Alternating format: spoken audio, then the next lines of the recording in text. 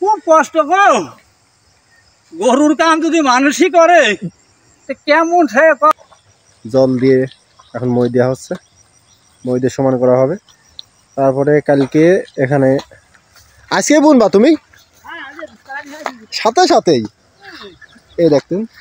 এই দেখেন ধানের বীজ, এই যে সব কলাই গেছে।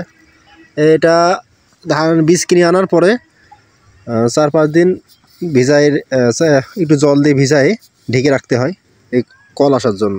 যে মুখ ফেটে ফেটে কল হয়ে গেছে দেখতেছেন। এখন মই টেনে এটা ছিটাই দেবে।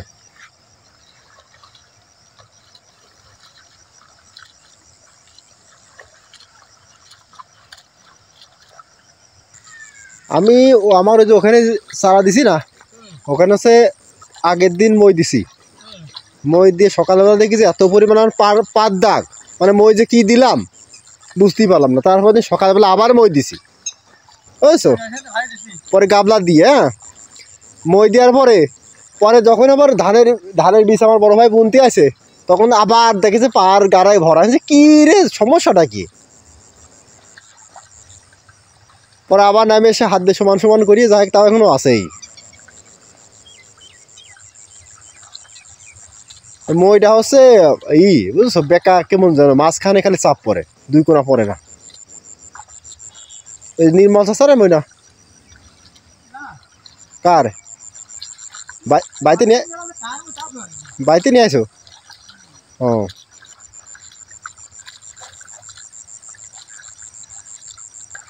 কৃষিকাজ দেখতে এত সহজ মনে হয়, কিন্তু করা খুবই কষ্টকর। যে করে সেই জানে।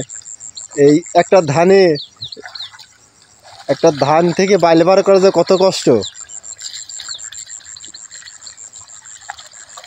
একজন কৃষকটা জানে। এ দেখেন এখন সময় বাজে 5টা।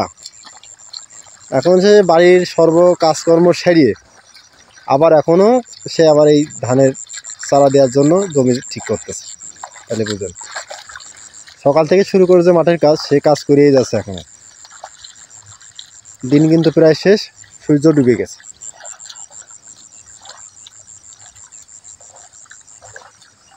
কৃষিকাজ ফোনের মাধ্যমে দেখতেই সোজা মনে হয়, কিন্তু এত সহজ না।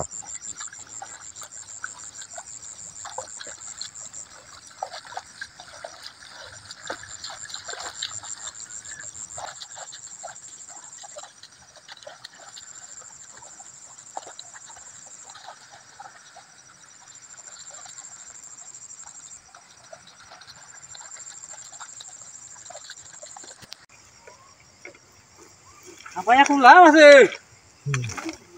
ও দেখতেছেন মই দেওয়া শেষ। ওই দিয়ে হয়তো শেষ বেটা।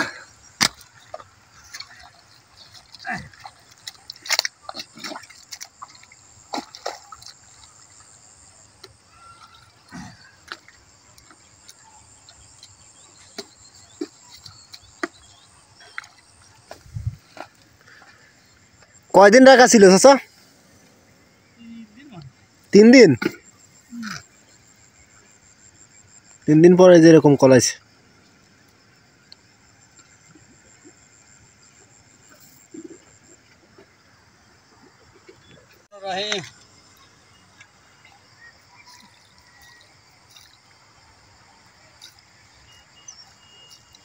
ধানের বীজ ছিটানো শুরু হয়ে গেল।